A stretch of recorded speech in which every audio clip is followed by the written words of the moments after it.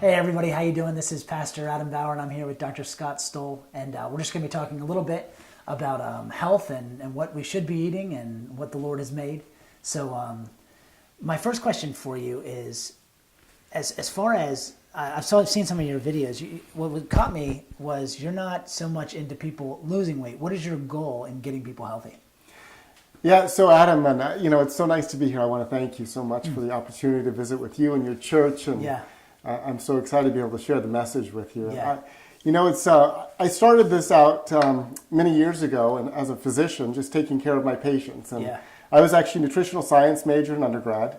I was an Olympic athlete, so I really thought I understood nutrition. Yeah. And I started caring for my patients, doing the same things that I was taught in medical school.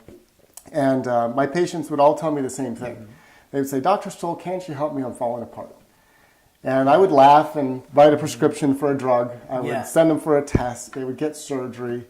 They would come back and have a new diagnosis of heart disease, cancer, more medications to add to their list. Yeah. And I would go to a family get-together, and people would say, "I'm falling apart," and we would all laugh about it. And then there was one day in my practice, there was a woman sitting on my exam table, and she looked at me, and she looked very heavy and sad, and she said, "Can you help me, Dr. Stoll? I'm falling apart." Yeah. And I said, I just want to stop for a minute and ask you, what does falling apart mean to you? Yeah. So I don't know how to help you if I don't know what it means. Yeah. And then the tears started coming down her face.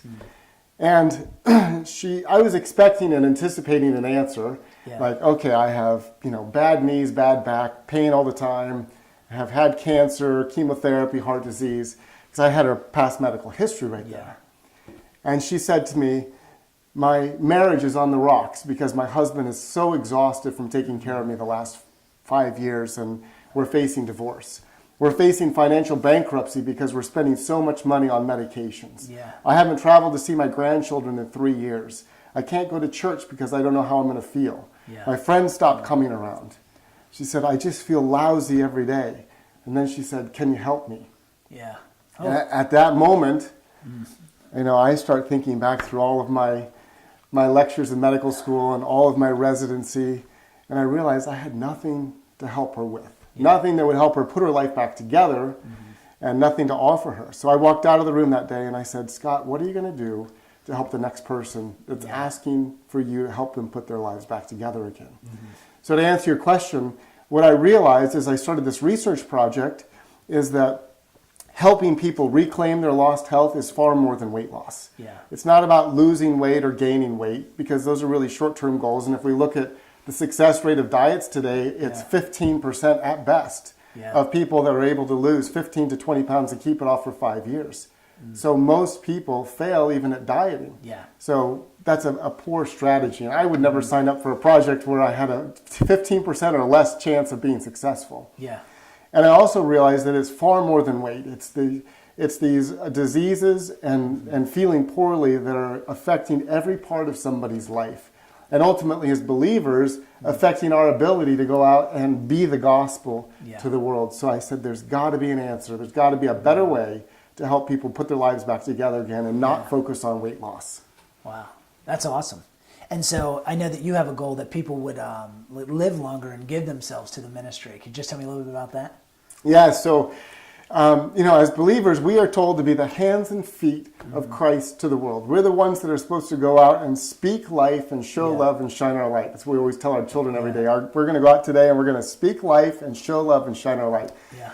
And what I was starting to see as I was making this transition in my practice and trying to work with people to reclaim their health, that God started sending me pastors and missionaries and people that were engaged in ministry, but their ministry was being held back because their health was so poor. Yeah. And they were overweight and they were unhealthy and they were on medications. I had a missionary that had come home from the mission field because she had to take more medications. Yeah.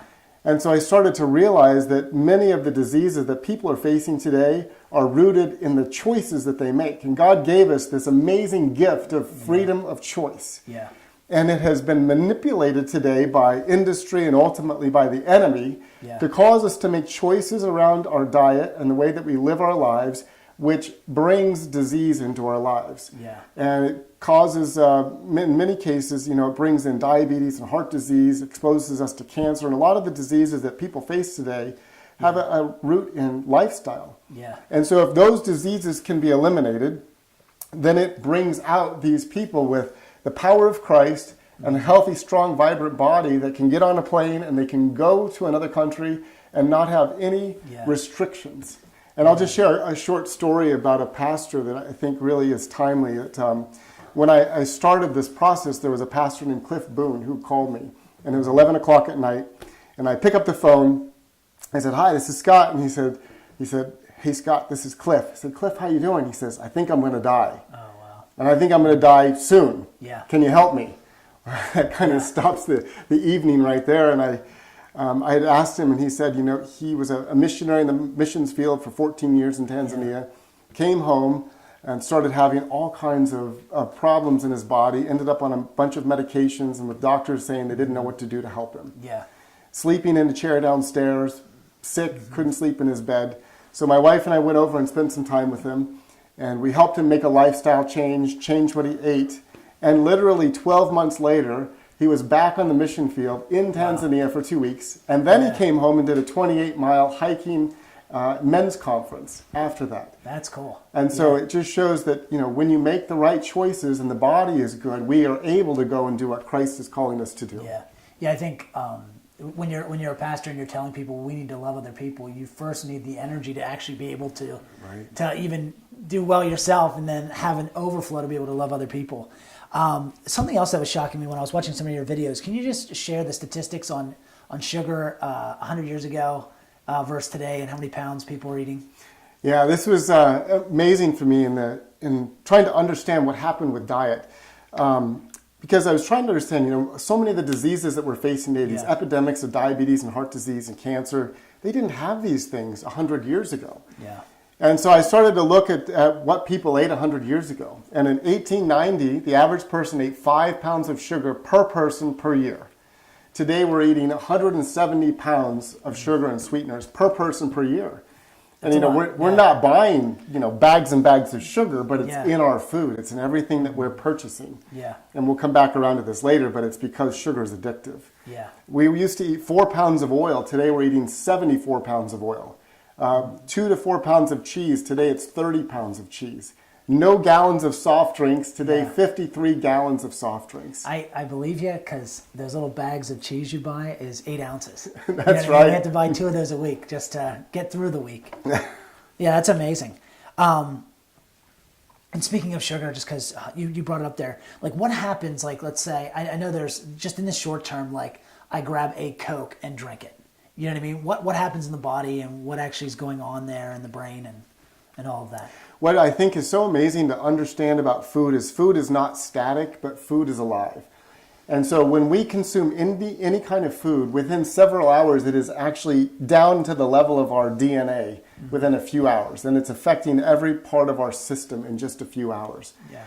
So when you drink a Coke or you take like a chocolate bar, within just a couple of minutes, the sugar is working on your dopamine reward system, the receptors in your brain where nicotine and alcohol and cocaine work. Yeah. And sugar has the same effect on the brain as cocaine. And it has works on the same receptors, and we go through the same reactions of stimulation and withdrawal. Yeah. So within a couple of hours, you get actually a hit from the sugar, a couple of minutes, and you feel better, kind of like, ooh, I perked up, I feel better. Yeah. Then as you go through that, your body starts to produce insulin to combat the load of sugar, which after a couple of hours, you start to get the insulin rise and you start to feel bad again. Yeah. Start feeling tired. And also without that regular stimulation, just like any other addict of alcohol or nicotine, you start craving that food again within a couple of hours because those receptors are wanting to be stimulated once again. Yeah. So this is a misconception, is that people often think they either have low blood sugar, I used to, I have to eat every 2 hours, or they feel like they're going through their morning slump after breakfast or an afternoon slump. Yeah. In reality, they're going through withdrawal from sugar and the insulin spike. And so they go and get those foods, they eat it, they feel better, and it reinforces to their brain, well, I have low blood sugar, and I was hungry. And so they set themselves up on this cycle of eating and feeling good, and then going into a cycle of not feeling good, misinterpreting that as hunger and eating to feel good again. Yeah. Also with the caffeine, within a couple of hours, the caffeine is causing a stimulation of the brain that lasts just for a couple of hours. And then that also has a decline where you start to feel tired after the caffeine. Causes a loss of water from your body, so it leads to dehydration. And then the phosphoric acid causes inflammation in the arteries of your heart, as does the sugar. And your body responds to that by sending cholesterol to those arteries where you get buildup of cholesterol plaques. And the phosphoric acid pulls calcium out of your bones, and you urinate calcium, urinate your bones basically out of your body. Wow, that's real. It's real. Yeah. And we'll talk about the positive side of food in just a minute. So going back, to just because you're talking about it, like if I'm sitting there and I'm hearing this, and you're like, well, I've tried dieting before, and it's like dieting is like, okay, I'm only going to be doing a little bit of cocaine. You know what I mean? Right. And so and people they hate diets because they're putting themselves in withdrawal, in a consistent mode of withdrawal, like the entire diet, because they don't cut sugar out. They just lower the sugar levels, which just makes it worse. Right. So what's the amount of sugar it takes to actually spike that? For everybody, it's a little bit different. Yeah. There's always the bell curve. And there are some people that are way out on this far end of the bell curve where just even a small exposure to sugar just tips them over the top. Yeah. And I've worked with many people where they have to have complete abstinence from sugar because they know it sends them into a food binge. Yeah.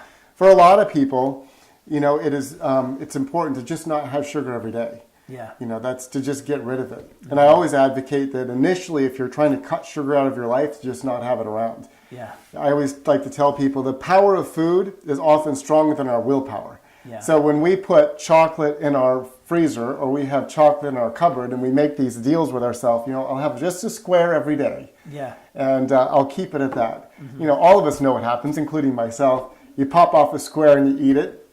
3 hours later, you're like, wow, that square is pretty good. I'll just have one more square. Yeah. You pop off another square, and then 8 o'clock, 9 o'clock at night, no, just one more square. I'll eat less tomorrow. Yeah. So we start bargaining with ourselves. And it only sets us up for this really unhealthy problem where we start eating more, we don't feel good, and then we take on guilt and condemnation, and we tell ourselves, oh, you have no self-discipline. You've got no willpower. What is wrong with you? And then we start dealing with guilt, which can lead us back into emotional eating. Yeah. So until you solve the problem, I think it's best just get it out of your life so you're not dealing with those internal struggles. Yeah. And don't ever take on self-condemnation or guilt around food. Just understand the power of food. Yeah. Yeah, so what would you say to those people? Like, people are out there, and there's Christians out there who don't believe they have self-control, but I don't think they understood the problem they were dealing with. Right. What would you say to them? Yeah, so, first it's most important to know that you can overcome every problem by the power of the Holy Spirit. And so in these situations, put your spirit in control, and then we have to discipline our flesh. And this is where things like fasting come in play, and restrictions of those foods. We have to discipline our flesh or buffet our body, like Paul said. Yeah. We have to bring our flesh under control by the Spirit. Yeah. If we're trying to discipline our flesh by the flesh, that's when we run into these challenges and this guilt and this internal struggle when we're trying to use flesh on flesh. The only way to overcome this is spirit on flesh. Then it's going to be set with the right mindset. It's the power of God and it's the love of God working through you to work those things out of your life. Yeah. So we put our spirit in control. We create a safe environment at home. Yeah. And then it also is helpful to have some prayerful accountability. Yeah. People that are encouragers, they're going to speak life, they're going to call you and help you walk through that. Yeah. And we find that this is helpful. We do health immersions for people that are unhealthy, and we'll bring them in for a week, and we just feed them healthy food. We don't have any other options. And they go through withdrawal symptoms for a couple of days. Yeah. Headaches, nausea, vomiting, sometimes diarrhea, like really intense symptoms. But 3-4 days later, they feel fantastic because they've broken the cycle of that food. Yeah. And then we just have to respect the power of the food and understand it until we can build up our internal fortitude and our strength by the Spirit to be able to say no to those things. Yeah, that's awesome. I know for me, I felt sort of like on the third day, I thought I was sick. I thought I had the flu. I had to go lay down. Right. I was out.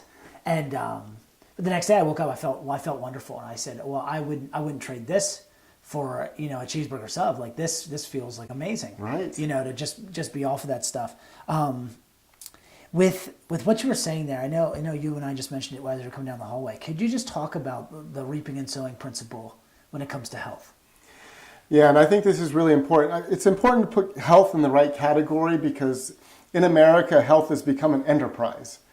And it's even become an enterprise within the church. We have, different diet plans, and we have books, and we have Bible studies, and all these things, and we kind of get lost in what this is really all about. Yeah. And like we mentioned earlier, health is gaining a healthy, strong body to do God's work, to fulfill the calling that He has given you. And so, it's really, we want to just remove the whole diet mindset and mentality and put this in a strategy of just optimizing the health of your body by the best choices that you can make every day. Yeah. And just getting up and saying, what is God's best for me?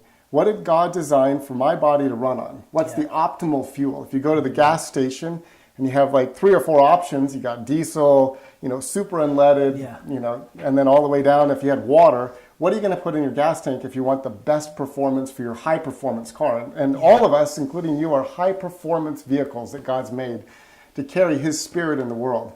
Yeah. So we're going to choose the best. Yeah. We're going to choose the best. And so we make the best choice to put in our body. And then when we do that, we're choosing what God had designed. All the systems, even the DNA, starts to work properly. Yeah. And a lot of these diseases just leave. They leave your body because you're putting the right stuff into the body. Yeah. And it begins just functioning normally. Mm-hmm. And the heart disease often goes away. The cholesterol plaques can melt away from inside the heart. Blood sugars can normalize. People get off medication sometimes in early as a week. Yeah. We have people with rheumatoid arthritis that come to our conferences and their joints are swollen and red. In 3 or 4 days, their pain is gone. Wow. That's awesome. And it's just the food. Yeah. It's just the food. Yeah. And so, you mentioned a gas station. If I walked into a gas station, just in looking at the food option there, if I walked into a fast food restaurant, and this is where I feel like it's a we can do all things through Christ who strengthens us, but I don't think people realize that what we've been told is healthy isn't healthy. Yeah. You know what I mean? Right. And we were just talking about this earlier about you walk into a fast food, but even if you order a salad, it's not like a nutritious salad you're ordering. Could you just speak to that and the power of food? And Yes, yeah, absolutely. If we think about what is healthy, so many of us have been lost today in this whole language of nutrients. It's protein, it's carbohydrates, it's fat, it's vitamins. And so we all get confused, like what is healthy? And so we have to buy, 12 different vitamin supplements. We have to get protein to get healthy. We have to eat less carbs. We have to manage our fat. Mm-hmm. But if we look at God, what God put in the Garden of Eden for health, it was whole foods. Yeah. It's whole. And, it's the Greek mindset is kind of reductionism, breaking things down. Everything is linear and we have to just chop things up. But the true biblical mindset, Middle Eastern philosophy is wholeness and connectedness. Yeah. And so it's whole foods. And in the Garden of Eden, God designed plants out of the ground to feed every living creature, as it says in Genesis 1 and even through Genesis 1:29. He designed the plants and the trees and the crops to feed living creatures. And everything is in there. In fact, there's more protein per calorie in a piece of steak and a piece of kale kale, broccoli, than a piece of steak. Calorie for calorie, there's more protein in those greens than a piece of steak. Wow. Plus, you get all of the antioxidants, all of the special chemicals God put in the plants that reduce inflammation, all the vitamins and minerals, and all the fiber in that whole plant. And we eat it, and it satisfies us and makes us whole. And we don't get caught up in all the conversations of diet and eating this and not eating that. Yeah. We eat the whole and we get healthy. Yeah.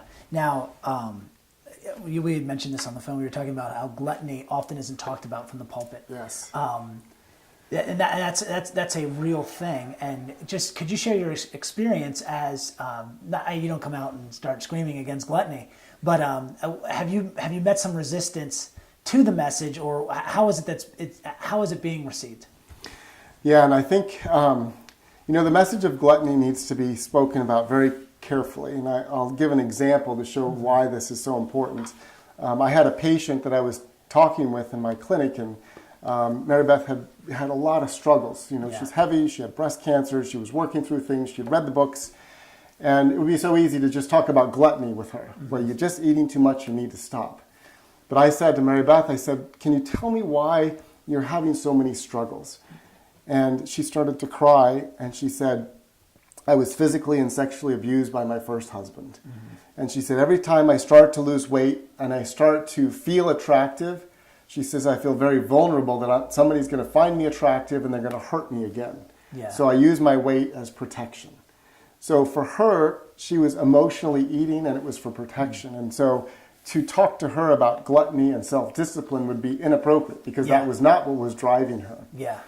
And I think that the more important message is not to specifically address gluttony, but to address the identity of who you are. Who you are, what's in you, and what does Christ have for your life, and then what's the best way for you to live that out and to make a difference in the world. What's the best way to fuel your body so that you can go forward and to do that.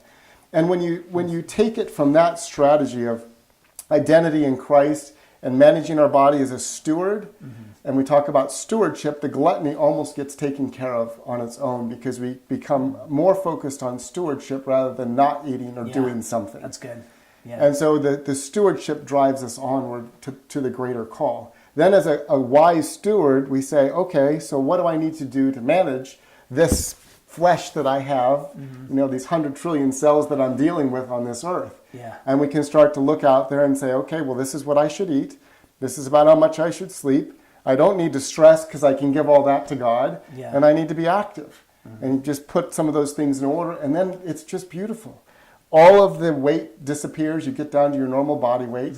A lot, when we get rid of especially the addictive foods like the sugars and the fats and the oils today, a lot of the addictive eating patterns go away. Yeah. When we deal with emotional issues that need to get resolved with the Lord, the emotional eating resolves. Yeah. And then we can go forward strong and healthy and vibrant, ready to serve God anywhere He calls us to. That's awesome. So you had mentioned no sugars and oils. Could you just briefly, if you were going to just lay out, if you're going to start off with the one thing, if I was going to ask you as a listener to start on something, what's the one thing, the second thing, and the third thing that you would tell somebody? Yeah, sure. So just in perspective, if we look at the American diet today, 63% of the American diet is processed food.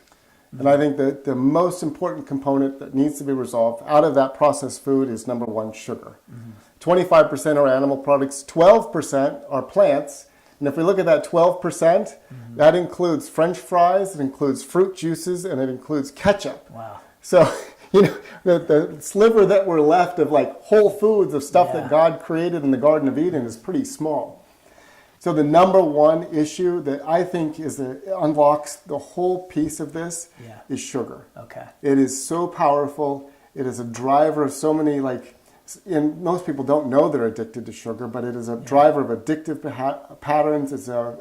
It covers up emotional issues because we're eating emotionally, and it causes the most destruction in the body. So number one is sugar. Okay. The second one would be all the snack foods, the salty, savory snacks that people love, the crackers and the chips, and because those foods are filled with oil, which are 4,000 calories a pound, filled with all kinds of preservatives and toxins. They have no nutritional value for the body, and they cause a lot of harm. So it would be all the snacks that we often eat. And the third thing would be dairy. I would ask people to stop drinking cow milk and eating cheese, and that's a big one. Yeah. Could you talk, we got to tell them why now.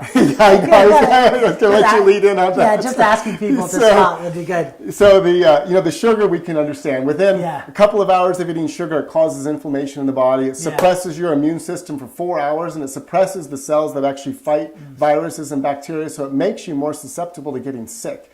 Affects your neurochemistry. It makes children perform less well on their tests. They have memory difficulties. They have difficulty with concentration in their schoolwork. All those things with sugar. So that's an easy one. Yeah. The salty snacks, that's easy with all the chemicals. They're not good. But everybody says, I thought cow milk was good for me. Yeah. And I grew up drinking big glasses of milk and chocolate milk and eating homemade ice cream. Yeah. And I thought it was good for me, and then I would worry about the acne on my face and all these things. So like I explained earlier, cow milk, if we just kind of look at it in a couple of different ways, we can see that maybe this is why we're not designed to eat it. Yeah. First, every species milk is designed specific for that species growth. Yeah. So human milk is designed to grow a baby human up. Cow milk for cows, monkey milk for monkeys. Yeah. And cow milk is specifically designed to take a little baby calf and grow it into a 600 or 800 pound cow in 12 months. So everything in the cow milk is designed for body growth, rapid physical expansion of the body. So it's high in estrogen, it's high in growth hormone, it's high in omega-6 fatty acids, which are inflammatory to humans. Yeah. And then on top of that, we add bovine growth hormone to have cows produce more milk. So we get more growth hormone. And there are lots of very large studies that show a very strong correlation between increasing consumption of dairy and increasing risk of prostate cancer, breast cancers, and a lot of other issues, fibroids and endometriosis in women. Yeah. It also, because of the rapid body growth, it puts weight on people. We'll become just like the baby calf. We'll grow and gain weight, and we find that when people stop eating the dairy, they feel better. There's also a very strong correlation between irritable bowel symptoms. And we've worked with so many people that have seen a host of specialists, and they don't know what's wrong with them because they have so many irritable bowels, swollen stomach, and they simply stop dairy and it all goes away. So there's a very strong correlation because it's not meant for the human gastrointestinal tract for lots and lots of people. The second quick piece of that is we look at most humans around the world, and it's between 75 and 85% of all humans are lactose intolerant. And so after a human is weaned, the enzymes to break down the lactose go away. And so for most humans, they can't drink milk. Now, so I'm probably lactose intolerant. You know what I mean? The odds seem that way. But like people haven't been diagnosed that. Like what are the symptoms of it? So a lot of the symptoms, it can be, acid indigestion, and then they get a medication. Yeah. It can be irritable bowel syndrome, bloating, diarrhea, constipation, inflammation in joints. Yeah. So just kind of diffuse body inflammation. Okay. And so removing that out of their diet, you often see there's it's mostly the select group of like Northern Europeans that were able to continue drinking milk, but most of the people in the rest of the world can't tolerate. So we had to make lactose-free milk, or we add enzymes to the milk so that we can continue selling it. Yeah, huh. So that's amazing. It is amazing. And then there's a lot of studies that show strong correlations with acne in children. And a host of other issues. So. Yeah. What's going to happen? Let's say I'm listening to this, and you're telling me, I can't eat ice cream, and I can't eat my candy bars, and I can't, eat this. What is it that happens to the tongue, to your taste?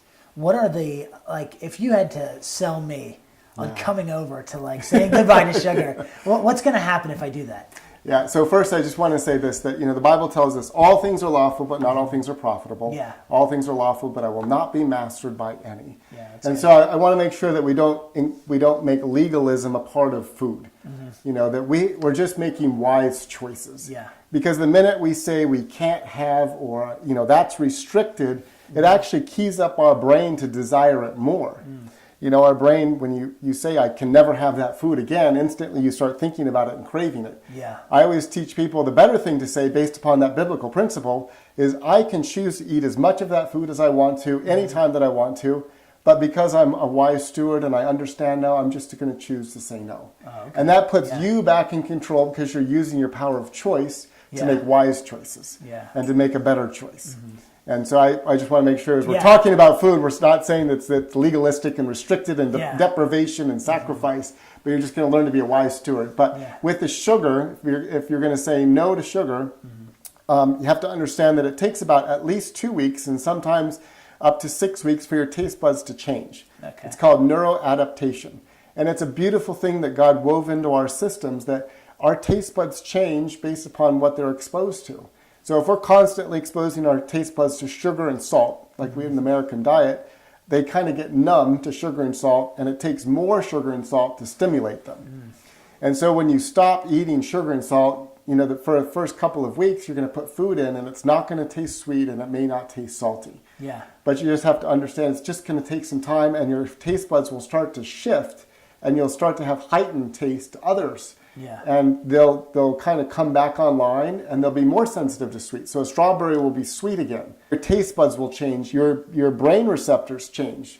60 to 90 days. That whole addictive system will start to downregulate again, and the receptors will get back to a normal level, and you won't have those intense cravings and withdrawal cycles.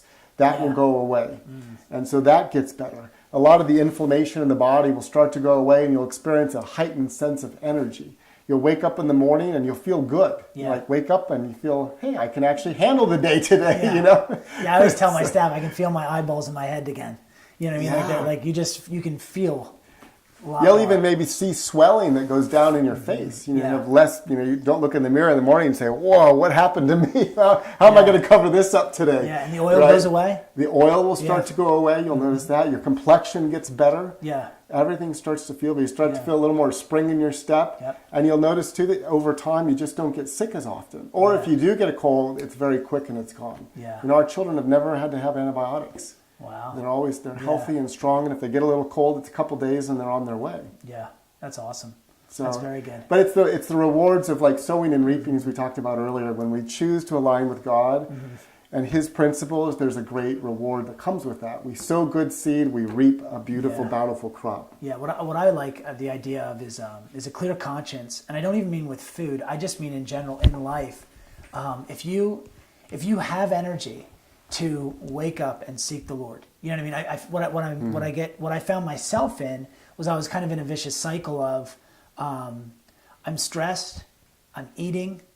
I have a lot to do. There's a lot on my plate. I didn't get any time. Now I got to watch TV at night because I'm just so tired. It's all I can do. Right. And I stay up a little bit too late and eat some bad food while I do that. Wake up, and it's almost like if you don't have what it takes to love God and love others, then you don't really have a clear conscience because you know that you're supposed to be doing this stuff and have the energy to do it, but it just doesn't seem to be there.